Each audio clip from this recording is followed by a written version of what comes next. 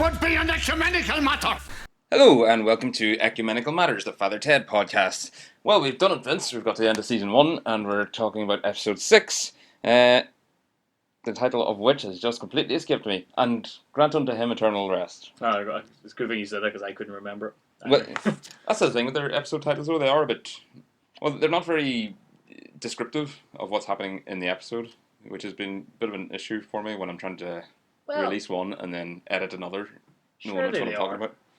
Like, this one, obviously, is quite descriptive of what happens. And grant unto him eternal rest. Yes, okay, so you can... Yeah, so you can And extrapolate they're talking about a funeral. I guess, good luck, Father Ted. That was the first Kinda one. argue. Yeah. But what does that have to do with the first episode? I can't remember what was the first episode. The The TV show. yeah. Yeah. But see, good luck, Father Ted is more. Good luck, Father Ted. You will. Good luck. Yeah, I guess I would be thinking that more with the lookalike contest. Yeah, which was called Competition Time. Well, that was explanatory. But I kept thinking that was the Lovely Girls competition when I saw the titles, the list of the episodes. So Well, some are descriptive and some aren't. yeah. So it works for some. Well, we're 3 for 0 so far. Yeah.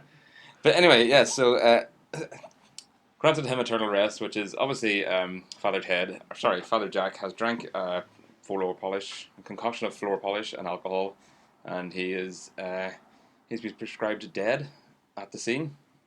Prescribed. Proscribed. Proscribed. That's right. What's the word? Pronounced. Pronounced. That's yes. Not prescribed. Vince is like my interactive thesaurus. I love it. So he's pronounced dead at the scene by the onlooking nun, and we have a few not many big characters come into this one. It was reasonably self-contained. There was some new characters come in. Yeah. One of which we'll see again, but we'll get talking about that as well. But mostly, I actually want to take this opportunity towards the end to talk about Frank Kelly, who played Father Jack, who obviously died earlier this year. So we'll have a bit of a tribute to him towards the end then as well. But the first thing we need to go into then is the opening scene. How beneficial earplugs are when you're around Father Jack. It's just a good wee throwaway scene. It is. Well, it's not just a throwaway scene. I mean, if you hadn't seen a Father Ted episode before and just switched over, you would immediately get that there's a big obnoxious priest, the loudmouth, and they can't stand him, and they just found out their own little solution to deal with the matter. It shows how much he is a bit of a burden on their lives. Yeah. So it was that, and of course they have a visitor in the house, Sister Monica, and I think Dougal has a wee notion of her. What do you reckon?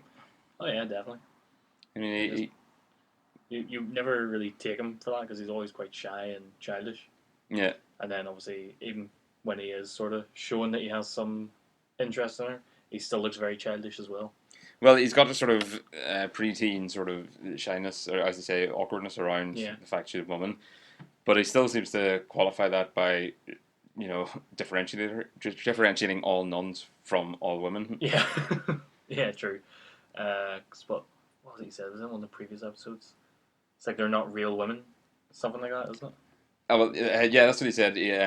We'll play the clip in the episode there, but he said, "Don't you love nuns, Ted? They're not like real women." Yeah. And even though he just made a joke about her going off to get her makeup done to impress the lads. Yeah. So he clearly doesn't. He clearly has a differentiation between nuns and the rest of the world. So I think that can extend then to priests and the rest of men in the real world. So he sort of feels in this little bubble maybe of the religious order. What do you think? Yeah, I feel that. The other thing is, like, I feel that throughout this episode, throughout the season in general, I feel like him and Ted sort of have a wee bit of a sexist side to them. I think that comes out in a big way in this episode, yeah. Yeah, it definitely does, but like even through previous ones stuff, I've always felt like there's a wee bit of sexism in the two of them. That would have been a reflection of a sort of That's the time. The time, although Ireland, excuse me, although Ireland isn't. Well, it sort of is a very sexist society, but only because the Catholic Church is an extremely sexist organisation, and they have an inordinate amount of power, or have held an inordinate amount of power in Ireland since Ireland gained independence. Mm-hmm. I genuinely think that the Irish society isn't necessarily sexist. If you manage to divorce the church away from Irish Oh, yeah, society, definitely. I think women's football is always from proper Gaelic football, Gaelic football fans, Gaelic Yeah. fans that they love women's football and camogie and everything. Ancient Irish cultures like the Celts had women on the battlefield. There was no stay at home and nurse the bairns sort of idea to it. And in positions of power, there's lots of women, although I'm struggling to think of them. But the two previous presidents to the current president were both women. That's what I was The gonna say, two Marys. So yeah, I mean, I generally I don't think it's a very sexist society. Like generally, they're until the church rears its ugly head. I think. Yeah, I think that's the only time it really shows, but they're definitely hinting at it throughout Father Dead. Yeah. Especially whenever you're stuck on like a wee shitty island like that, away from proper society. So it can really just explode. Their little prejudices explode in that scale of maybe an island of maybe 70 people or something on it. Yeah. They really extrapolate that because yes, as we said, it really comes out because there's two women they have to come into contact with, and again, this is why I thought I sort of mixed it up in my head with maybe the Lovely Girls as well, because that will obviously deal with a lot of sexism. We've already dealt with sexism in last week's episode. Well, up to a point, it was more sort of gender politics in the episode where Ted fancied the author. Yeah. But yeah, there's another major feminist episode coming up in season 2 that we'll get talking to. But the solicitor comes in, and she's actually a senior partner in Corliss and Sweeney. Yeah, and she's Sweeney, so she's even named in the partnership. But the reaction of firstly Mrs. Doyle to the thought that a woman might actually be a solicitor, never mind a senior partner. Yeah. I mean, she was one that started snickering, and that's what sets Ted and Dougal off. But all three of them, just the idea of a woman having a position of responsibility or authority. They just can't believe it. Yeah, exactly.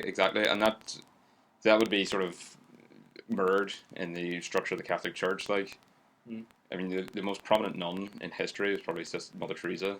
Well, even like earlier in this episode, whenever Jack is pronounced dead, and Dougal's trying to get her to saying the rites, he makes a comment of, I guess, I wear the trousers in this situation. Yeah.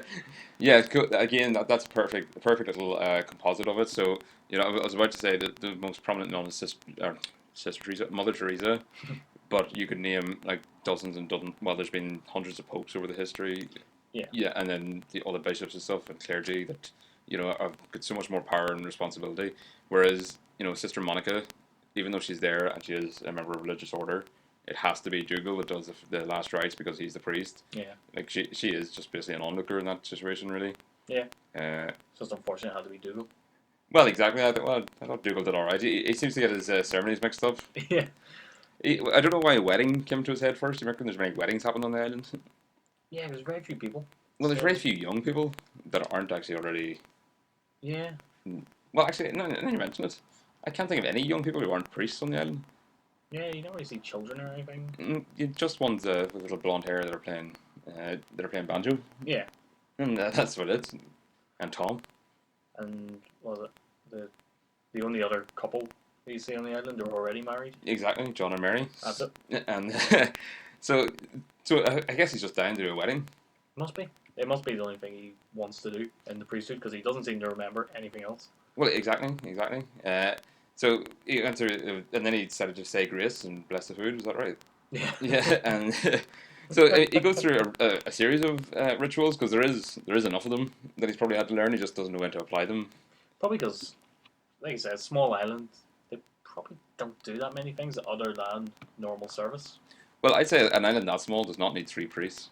Yeah. It could easily be fully serviced with Father Jack. Probably could have done it all. It's pretty much Ted doing it all, I'd imagine. Yeah, he probably doesn't want the embarrassment of Dougal doing it, and Jack doesn't want to do it anyway, as we've seen in the first episode. I'd say Dougal probably does the weekday masses, as in the sort of 1 p.m. Wednesday ones. Yeah, when nobody's there. Yeah, it's just like one or two. Just some wee old woman. Yeah.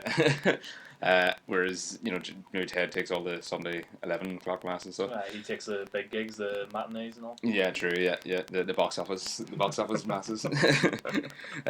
But I'd imagine that Jack's not doing the weddings because, as we know, he's got quite a bit of history, which we've now learned a wee bit more of when it comes to weddings, because he did a wedding, not only the one in Athlone, which Bishop Brennan brought up previously, but also the one in Clonus. So he's just going around Ireland just sabotaging weddings. Well. Well, the original wedding crasher, really. Everyone has to have their hobbies. Yeah, And if anybody can crash a wedding, it's going to be a priest. It is going to be a priest, yeah. Well, it's gone in like a Trojan horse, really, if the priest crashes the wedding, because he's already in there. He's been invited, no less. And then it's the only way to really describe him with anything. Is like, you can't believe somebody like him being a priest. Oh yeah, you can. I mean, you can, but I mean, like, realistically, it's sort of like, it's hidden.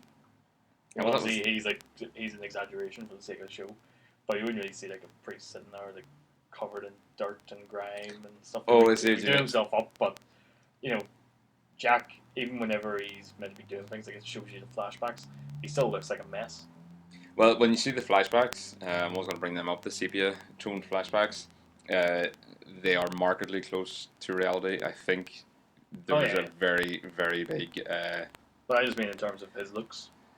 Well, you see, they wouldn't have to dress themselves up because A, they were in 1950s Ireland and nobody dressed themselves up. That's perfect. And B, he wouldn't be expected to be trying to impress anyone visually. That's very true. Until he puts the robes on and he actually takes to the altar, I would say. Yeah. He can't look like a mess if he wants, really. Then. Yeah, exactly. Like there's no pressure whatsoever on him to be, presentable. Like he's not expected to be, suit and tie and be quiffed and everything. So yeah, I get away with those too. But I think what it was with this sort of decay of his person, I think that's more just the side effect of his extreme alcoholism, as opposed to just just as a sort of a symptom of his way of life or his choice of lifestyle. Yeah. Alcoholism, choice of lifestyle for winners. Yeah. But yeah, I mean the sepia tone bits. I mean, there were some vicious beatings handed out on a routine basis in Christian Brothers schools and in just in schools in general. I mean, I saw the very tail end of it in my school. There was a Christian brother came in and he decided that if somebody was messing about the back of the classroom, he would sort them out with a good back of the hand. And then if you were crying because you had that back of the hand, he'd hit you again. Something to cry about. Yeah, he'd hit you again. What are you crying about? Boom! Good old smack around the back of the head. And he did this, he did this for a good 2 or 3 weeks. But it was dealt with very quickly because we were modernising. Like we had Roddy Tierney as our principal, and he was very much a modern mindset, and he was the one that brought a lot of changes to the school, like the Christian Brothers Noma. So props to Roddy there. I was hoping to have some of my school ones here today, but they're all down at Bruce Springsteen and Crow Park, you see, so... Nerds? Well, how can you call that nerds? Sure, that's the least nerdy thing you could possibly be doing this weekend. Yeah, probably right. What did you do this weekend? You were doing streaming video? I was drinking all weekend. Doing streaming video? No, only today. Today's the first time I played a video game. I was drinking Friday and Saturday night, and then yesterday I was sitting, hanging at a barbecue. We've had a few board games here as well today. Yeah. Chess popped up in this one. Chess one did, and we had Ludo again. We've actually seen it was actually mentioned again. So this collection of board games I have in the spare room in the house is actually getting quite large. Yeah. And do you know what I'm going to do? I'm going to make a collection of Dougal's video case collection, because he must have a huge one because they're all the films he's watched. Yeah. And their board game collection, and also just their soundtracks, because Dougal's quite a popster, isn't he? He was caught singing again today. He was singing Boy George. If you're a solicitor, then I'm Boy George, and the next thing you see him singing, come comedian. So I might make that part. I'd walked out to the kitchen then. Oh, had you? Oh, I see. So I might make a Spotify playlist of that of his tunes. Music. Yeah. We got Simply the Best, and we got Karma Comedian so far. I'm sure there's going to be a few more coming up. It'll probably be a short playlist, but Yeah, be a few in it. Yeah. But their video collection has got another edition tonight as well. Reservoir Dogs. To quote, not as violent as Jack's other films. So Jack's a real narcissist when it comes to films, because Reservoir Dogs is notoriously violent. Well, I've never seen it. You've never seen Reservoir Dogs? Well, I say notoriously violent. It's, the ear scene. Oh, yeah. 7-year rule applies. Boy gets his ear chopped off. Torture victim gets his ear chopped off. Yeah. And another one is bleeding to death throughout the entire film. So Yeah, pretty violent though. yeah, the screen is awash with blood, and it set Quentin Tarantino off on his sort of obsession with filling the screen as red as possible. Although in QT's defense, I would say that he actually shows how much blood is spilled when a gunshot goes into somebody's abdomen, rather than James Bond films where it's a little trickle on the white shirt. Yeah. It's like it's almost an inconvenience, like a jam stain. At least Quentin's actually fucking showing that when somebody bleeds out, it will cover half the floor. Yeah. And it is quite a serious issue. I wish more films would do that, and then maybe people wouldn't be rushing to see violent films so much. Yeah, like you see somebody getting shot in the gut and they just like put their hand over it and still shoot at people and all. Yeah, So, like if that were me, I'd be on the ground crying like a bitch. Yeah, exactly. When you'd be trembling from the pain, but yet still they can do marksman shots with Yeah. 6-bullet Fucking shooters. headshots halfway across the map. Yeah, exactly. Yeah, the map. Yeah. You just went to video games. I was hoping you would just ignore that and just skip I was over considering it, but I thought not to bother. Yeah, they walk into Jack's room. It's a new room we see in the house as well. So to go with their board game room, which we'll never see. Did we not see Jack's room before, or was that the guest room? It was the guest room, wasn't it? Jack just happened to be in it. Yes, yeah.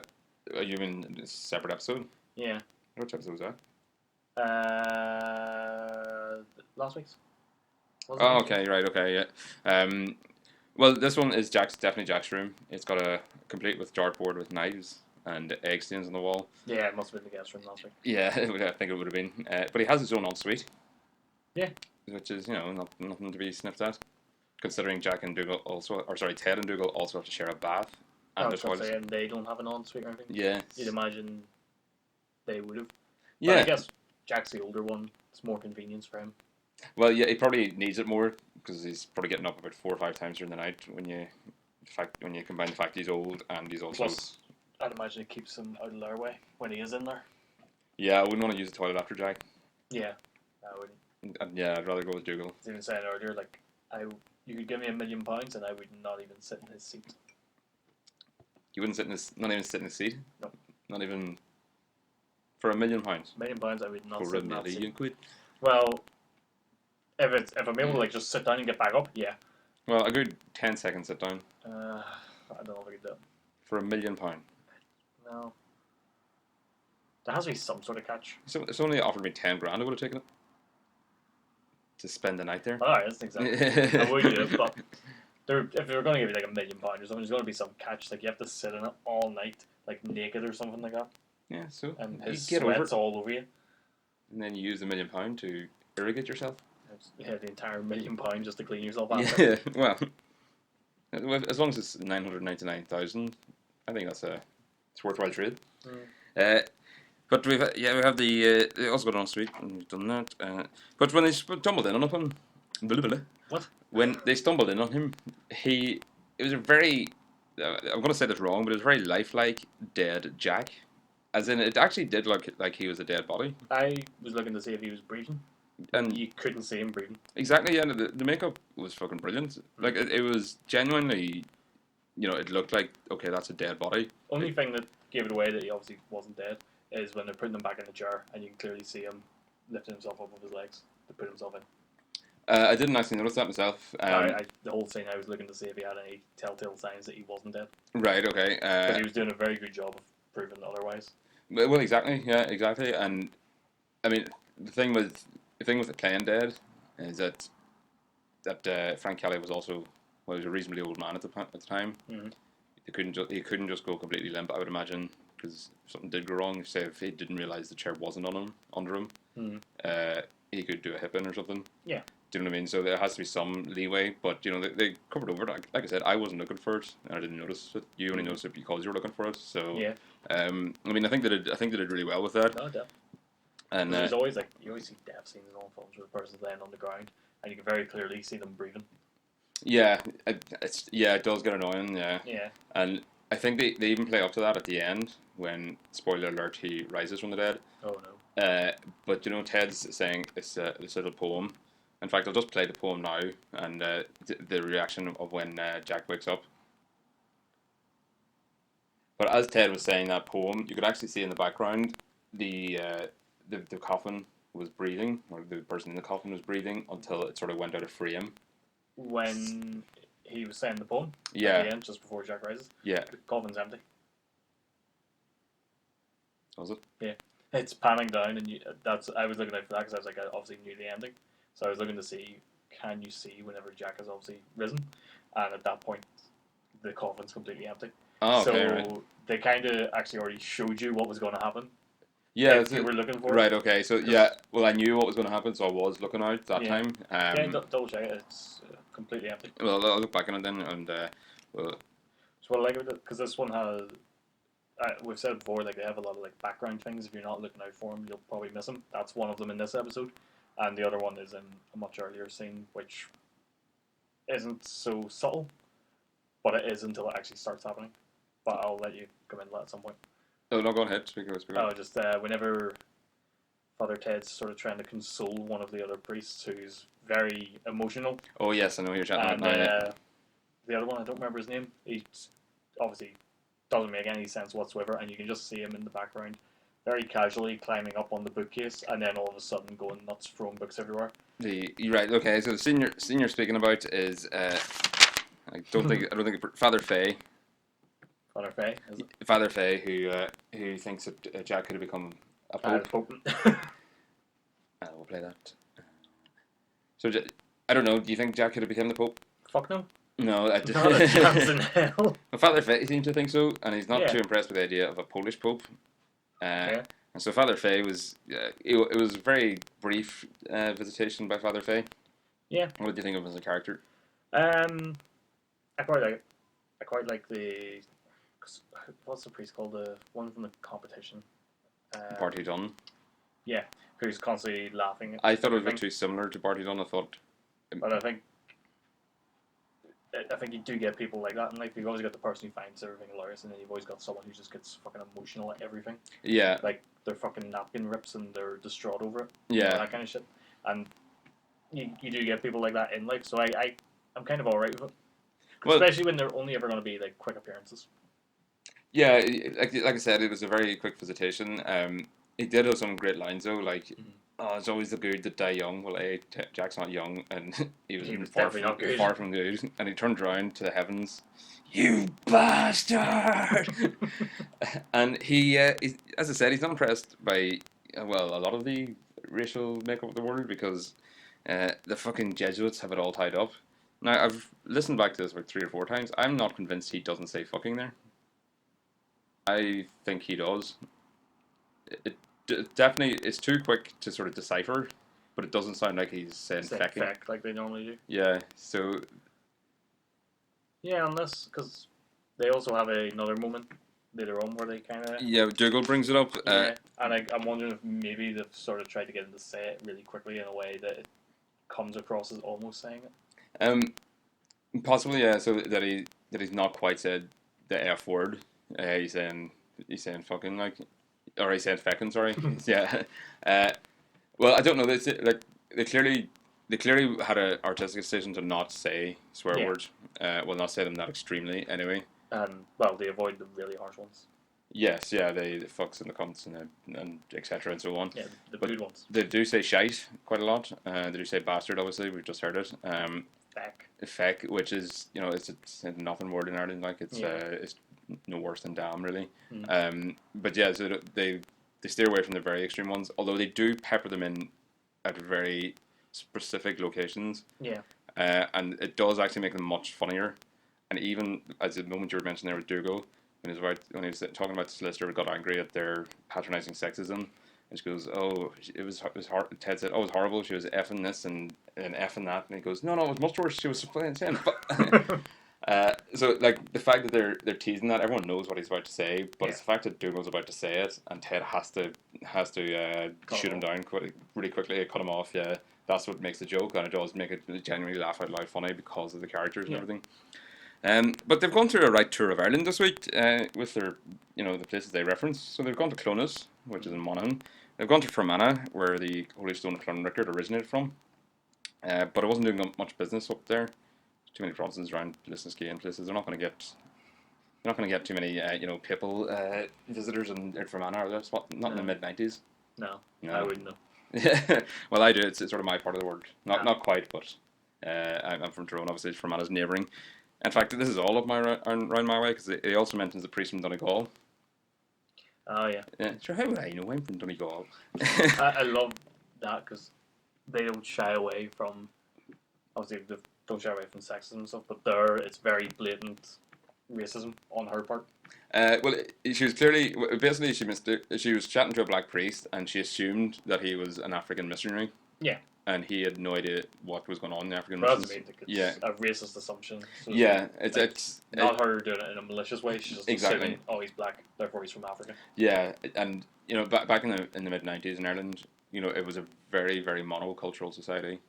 In that, you know, Paul McGrath and Phil Lynott were the only sort of famous black people for a very long time. And I mean, there was other sort of there was other examples as well, but like at that point, like those were the only two prominent figures. And since then, obviously, it's become a bit more representative of Ireland, and Ireland itself has become a lot more multicultural in the last 25 years or 20 years. But you know, if you saw black priests, you know, it wouldn't be a massive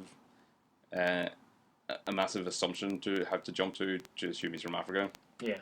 Back in the 90s, but she still did it, and it was more of a sort of awkward rather than malicious, as you say. Yeah, because what I like about that as well is she's obviously been talking to him and he hasn't said a word yet, so she hasn't realised that he's from right now. Yeah, you should hear the accent on him immediately. Yeah.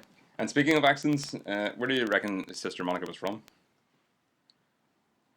I was trying to place it. No. See, when I was trying to place it, I was thinking Fermanagh, and I genuinely can't tell if it's a put upon accent, which is a hat tip to the actress. She's got like a bit of a further north, I'd say. Yeah, well, definitely, it's definitely. I think it's supposed to be in the Six Counties anyway. Yeah. But because you can't tell if maybe she's from the north and she's putting on a southern accent a little bit, or if she just is from somewhere further north. Because you can hear like hints of. I'd say you can hear a bit of a hint of like a Belfast accent and stuff under it, and just some of the words. Yeah. It's see, a Belfast accent I find hard to ascribe to anyone because for such a tiny city, there's loads of accents that I can't actually define one as what is a Belfast accent. I think the stereotypical one is the West Belfast accent. Give us a few bars of that. Oh fuck. Hey, what the fuck do you mean, mate? That kind of thing.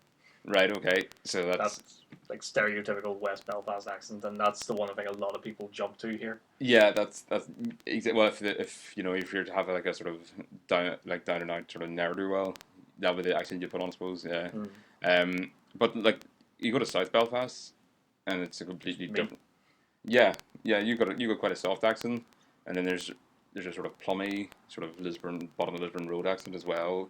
Yeah. And you know, there's North Belfast and East Belfast have slightly different accents and stuff. But it's a city of a few 100,000 people. Like, do they really talk that much? That they've developed like 6 different accents within the boundaries. Like, that's because they're all separated for so long. Yeah, well, that's they right. didn't get the interacting merge. Yeah, it's island gigantism in accent form, is it? They've been held off from peace walls for too long. Yes, exactly. Yeah. But yeah, the Holy Stone and Crown Rickers has been mentioned, brought up for the first time. Very nice combs on it. And they do sell very nice combs at it. Ted and Dougal both got a comb, didn't they? And Dougal has it on his sleeve, so he's subject of a Shania Twain song of 1998. I never met a man who carried a mirror in his pocket, a comb in his pocket and a mirror up his sleeve just in case. Damn. I've got the lyrics wrong, but I'll play Yeah, you definitely yeah. I was going to try and correct you because I don't know them either. So Clearly Shania Twain had Dougal in mind then, but that's what we know. Yeah. And she feels like a woman because of it.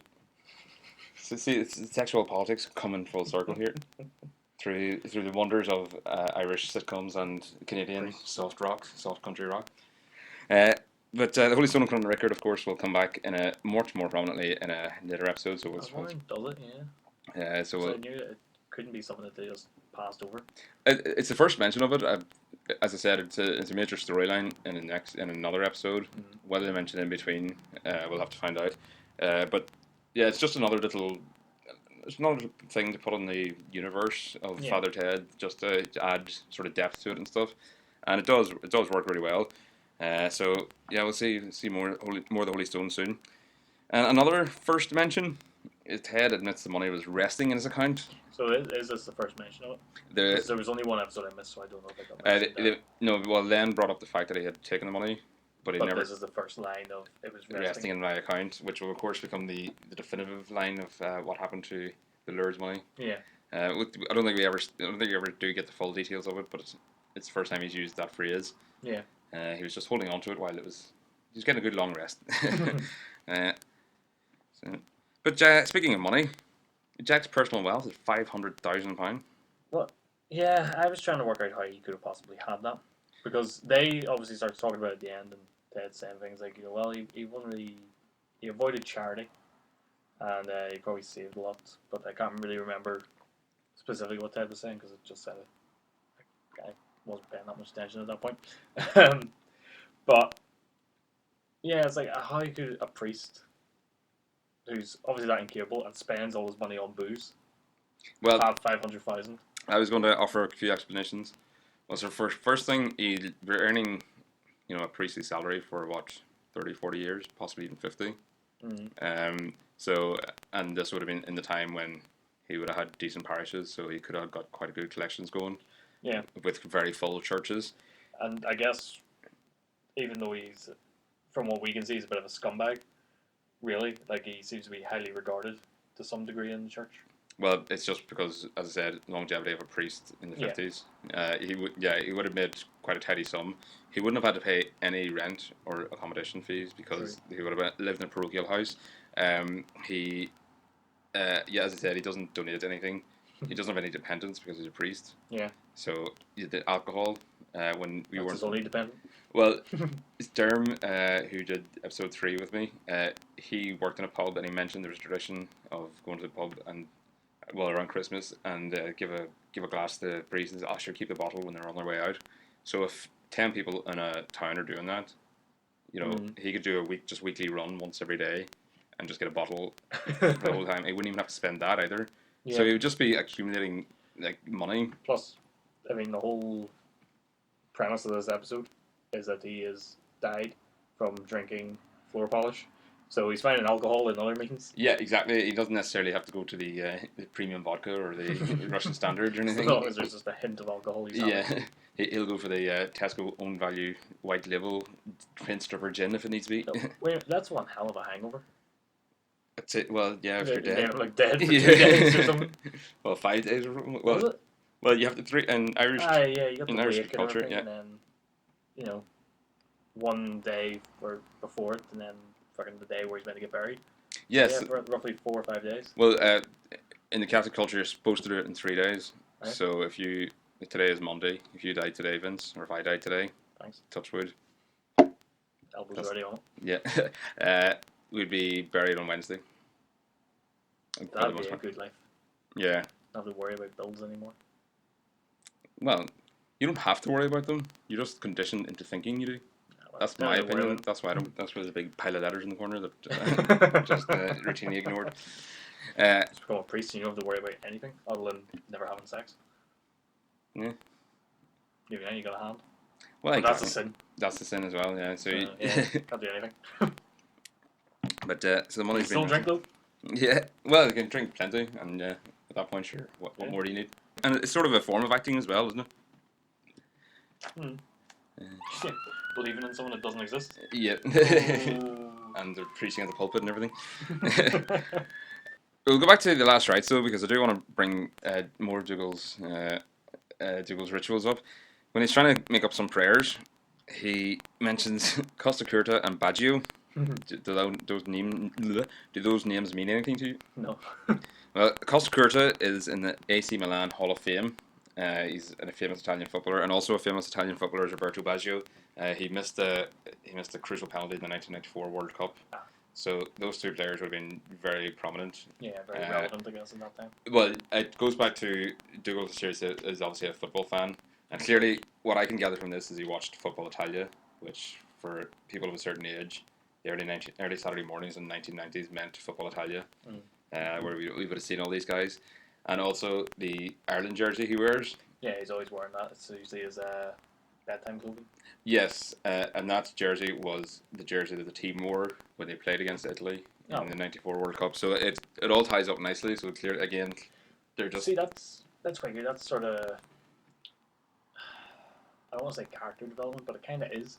Yeah, So it was you just look how running much out the you took character. out Yeah. of him wearing a jersey and just two names that you mentioned, Yeah. and how much you got out of that. Well, yeah, I think I genuinely think that was those kind of things were intentional. Like he could have named any two footballers from the 90s, and like it wouldn't have there wouldn't have as many connections. Whereas it does add little layers to them. Yeah. So clearly, I remember what I was when Ireland played Italy in the '94 World Cup. Like it was a great match.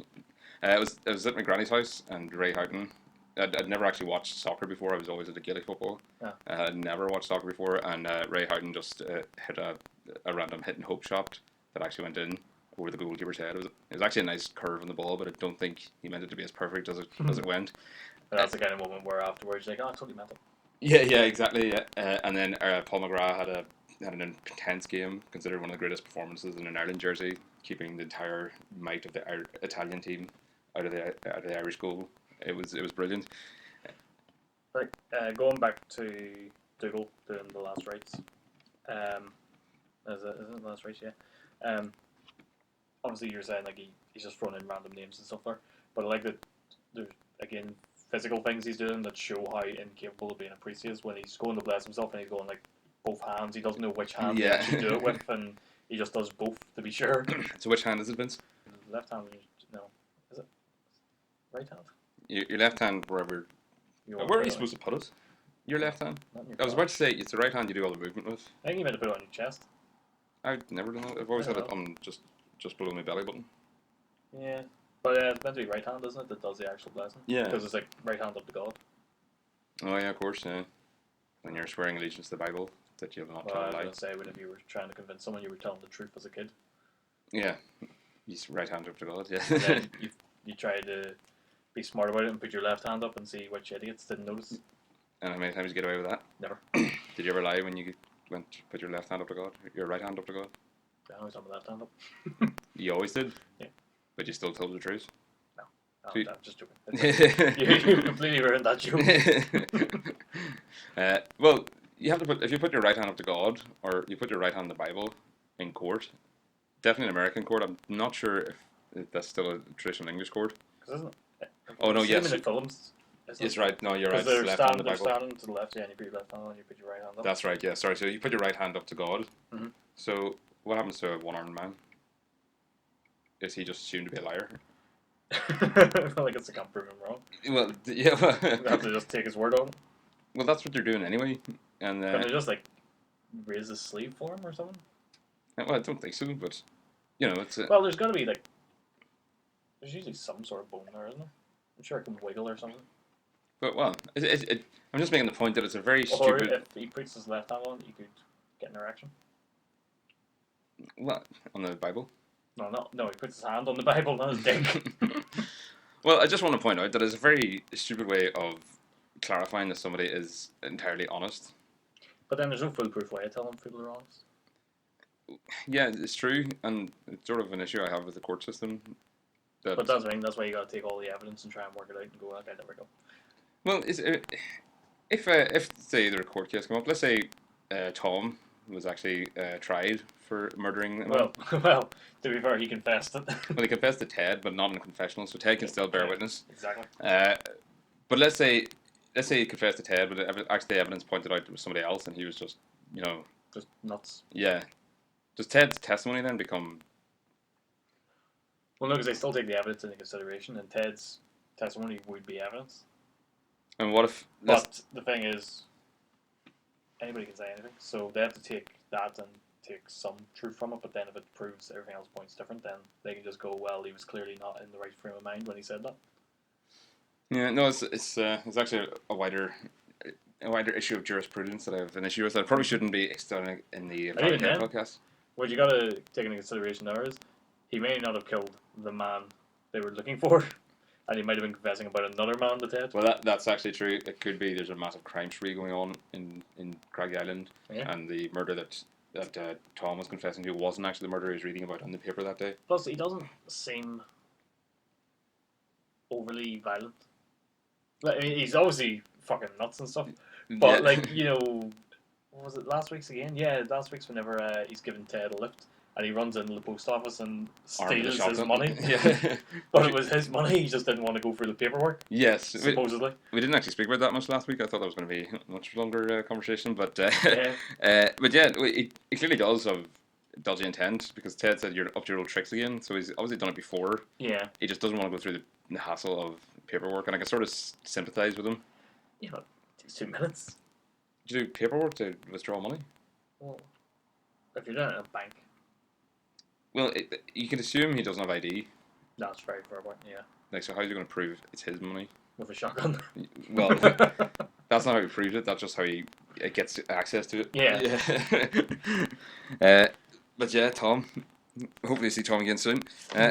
Another thing I want to bring up: Dougal doesn't even let the body go cold. Although the body is cold, but he doesn't let the body go cold until before he's impersonating Jack, before he's taking the piss out of Jack.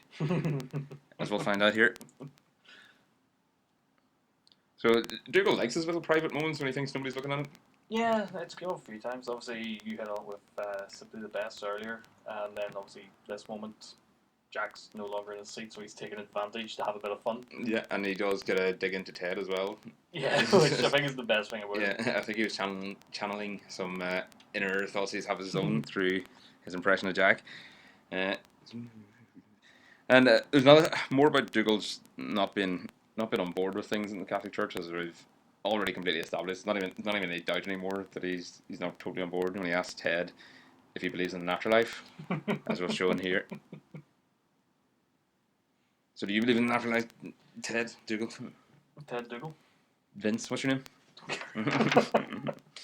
To be fair, I'm not even embarrassed about forgetting people's names anymore because I've been listening to a West Wing podcast and they've interviewed 2 actors from the show and they have real difficulty remembering their own cast members. Yeah, but I'm your friend. Yeah, but they were working together for 7 years. I know, but they're going to be working together, calling each other by character names. Yeah. Whereas I'm your friend. Yeah, but I was drinking with you on Saturday.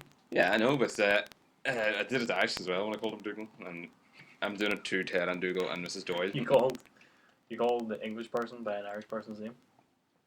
Yeah, and I'm bridging the gap. Yeah, you're trying I'm doing more for unified. Yeah, I'm doing more for Anglo-Irish relations than anything before. But to answer your question, no, I don't believe in afterlife. You don't? I think it's a little bit of baloney. And was there any great epiphany moment or anything with that, or was that just die? It all shuts off. Yeah, I mean, I'm the same. I've no great. Unless, of course, I die and there actually is an afterlife, then yeah, I'll believe it then. But until then, as far as I'm concerned, you die and everything goes black. Yeah, I mean, I'm pretty much the same. Worms crawl inside you and shit. The return on that would be just the devil's advocate to play it is, but is that all you can trust in? Is that all you can believe in? How can you not have something else to work towards? Why do I need anything else? Yeah, I mean, sometimes I think that, well, it's been... Just focus on now. Exactly, yeah. Why the fuck do people... I was actually going to bring this up a different way around, but Jack has saved the £500,000, Mm-hmm. and he just fucking leaves it in his will, like. Yeah. Why do people fucking save that much money? Like, okay, I can understand saving to buy a house or something, and doing that, but why do people fucking save like hundreds of thousands of pounds and then turn around, retire when they're 75, in the case of and Jack, have a shitload of money that can't actually fucking enjoy? in the case of Jack, it seems like he hasn't got anybody else. It seems to be he's only got Ted and Dougal. He's quite old. So his family would all be dead.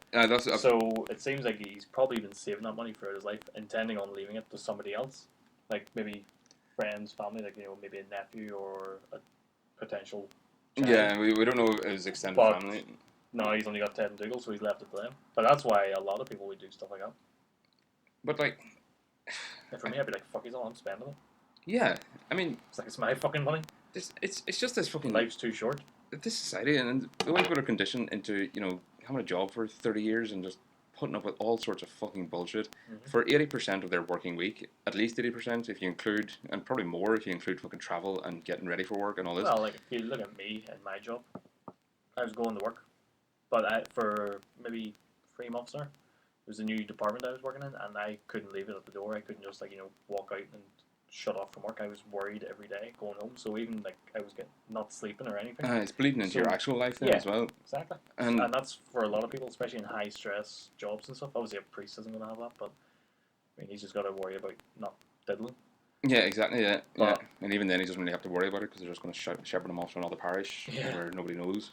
But yeah, like, it takes so much of your life when you worry about it, and then you're dead. And then you're either you die with a fucking shitload of money that you've never had to use, and the upper classes are fucking sitting there laughing their heads off because they've made you do all their donkey work while they sat in their yachts, or you leave it in a pension to some ungrateful little shit of a kid, and or you're just retired and you can't go friggin' hang gliding when you're retired, like, can you? Well, you can.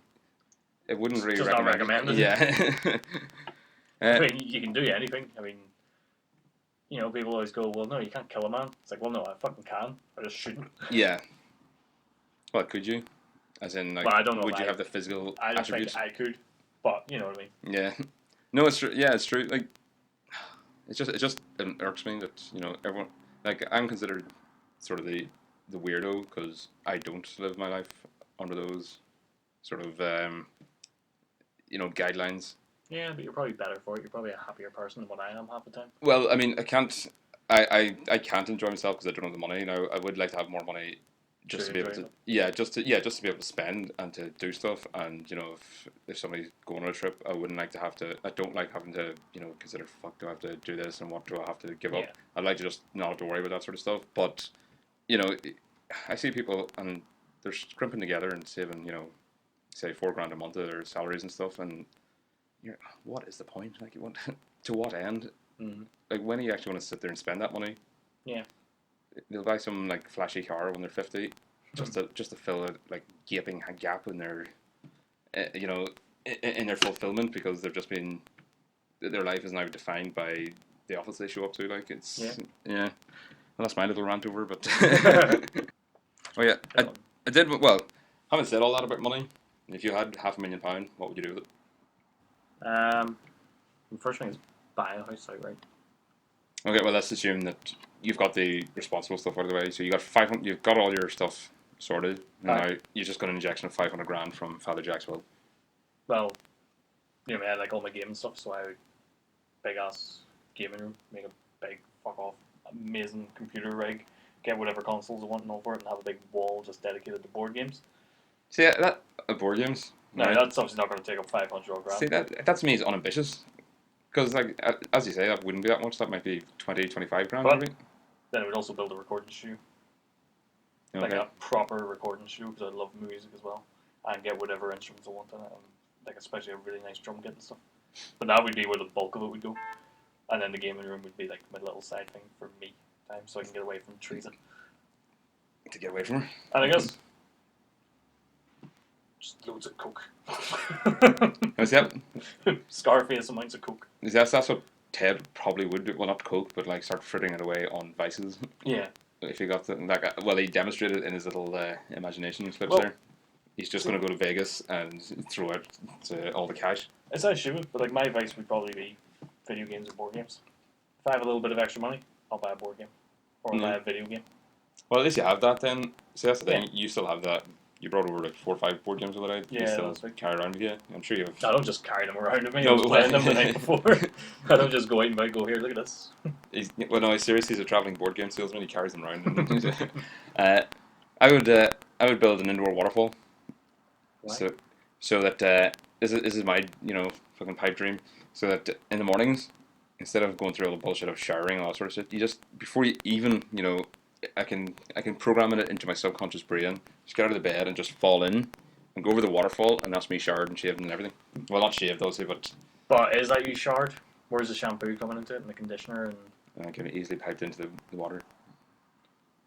I'll be bald mostly. I can keep my hair short. Don't like that. So within 4 seconds, I'm showered. But do you not enjoy a shower? Not particularly. No, it's part of the routine. Just. I love showers. What do you love about them? You get in, it's hot water, it's relaxing, it wakes you up.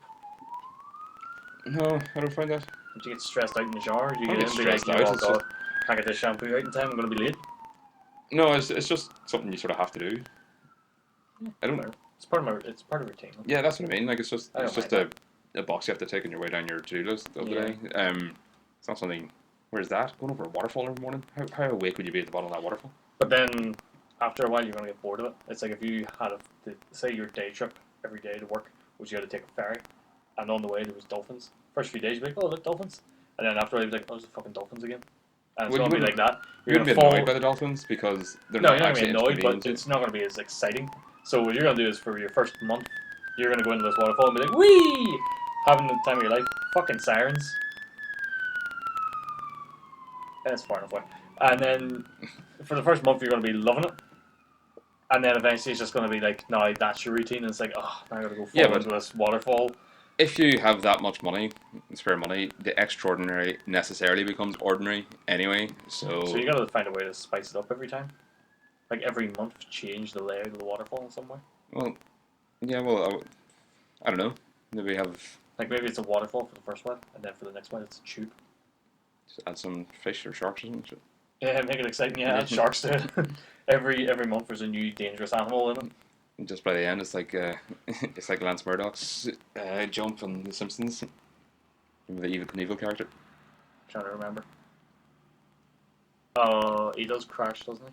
Yeah, well, he does a motorbike jump over the tank, and there's sharks and electric eels and an African lion.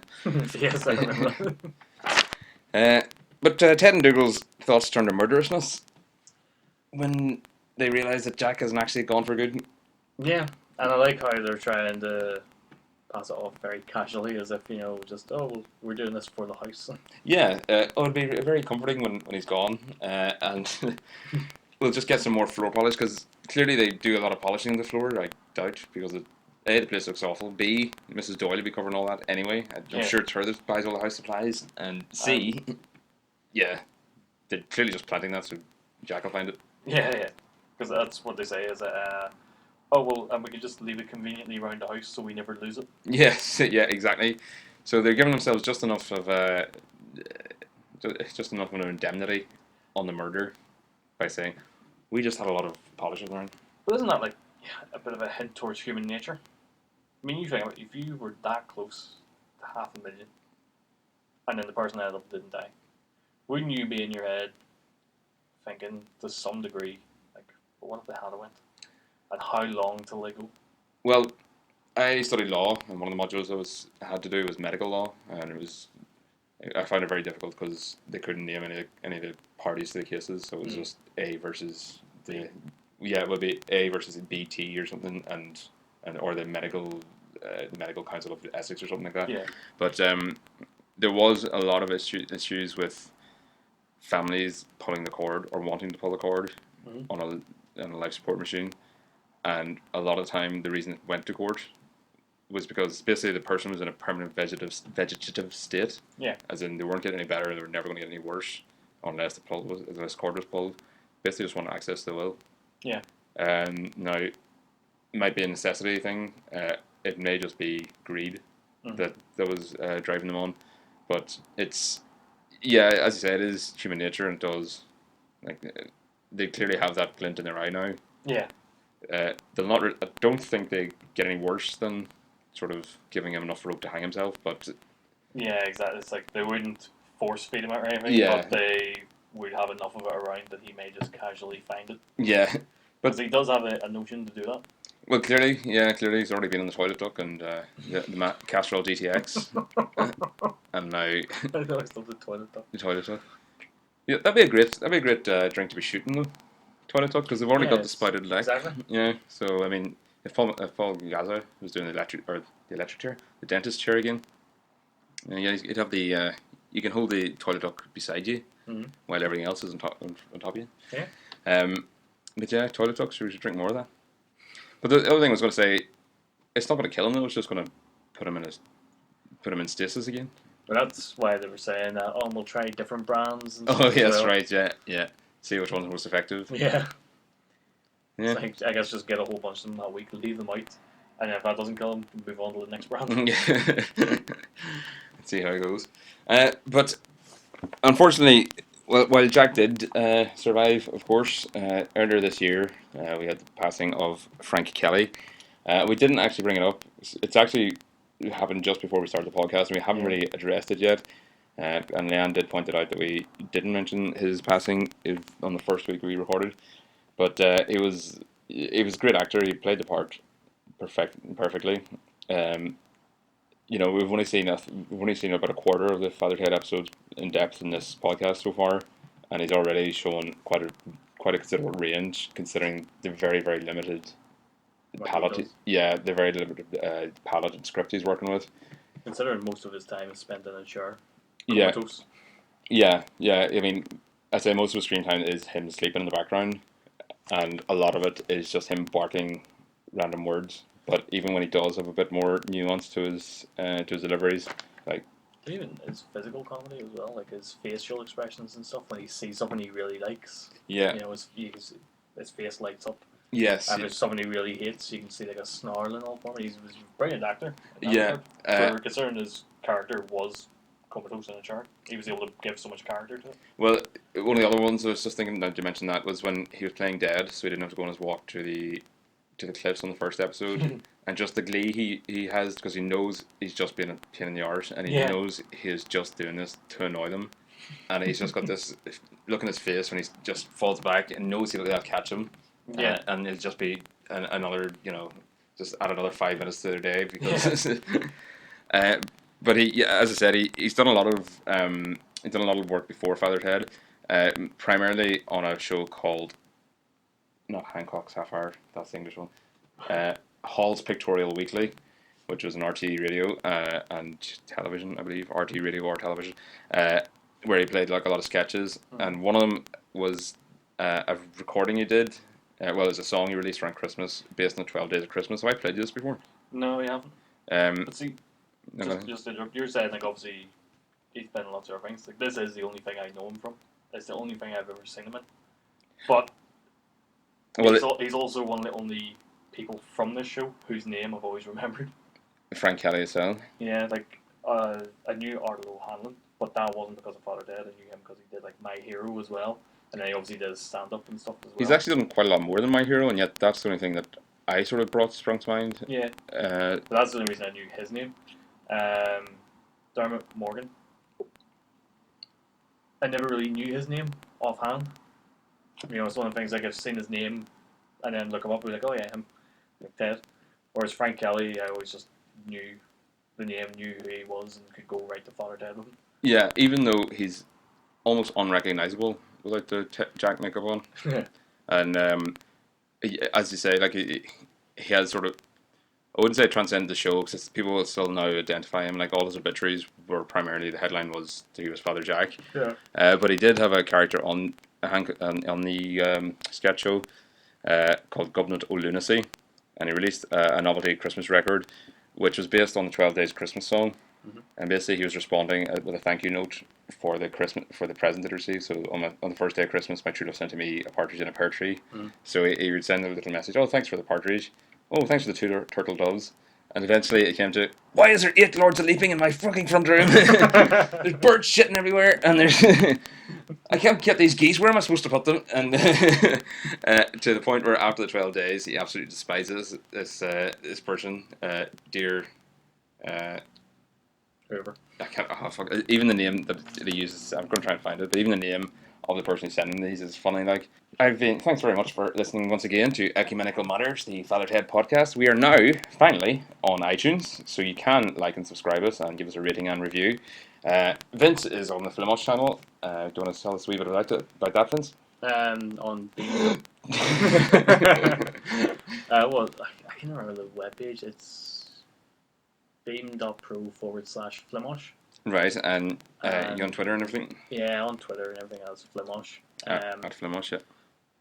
Yeah, nothing really happening with it. I've spent all day getting annoyed trying to stream a game, and that's it. The big new release of the week, which is Overwatch. Can't even stream it. For fuck's sake, computer can't handle streaming it at the same time. See, this is what Hype Machine does. You see, gets you all worked up, gets everyone worked up, and then they all go onto the servers at the same time. And nobody can get to play because the servers are choked. Oh no, that's how it works. My computer's it's not the greatest, so it just can't do both at once. So I've got to play the game or stream something else. Well, I'm James McAnespy on Twitter, and you can also find us on Facebook, Ecumenical Matter, facebook.com/Ecumenical Matters, and hopefully you'll subscribe and keep joining with us as we go into Series 2 starting next week. Because you're now on iTunes as well as SoundCloud. I am on iTunes, as I mentioned, yeah. So leave us a rating and review, and tell your friends, and bless you.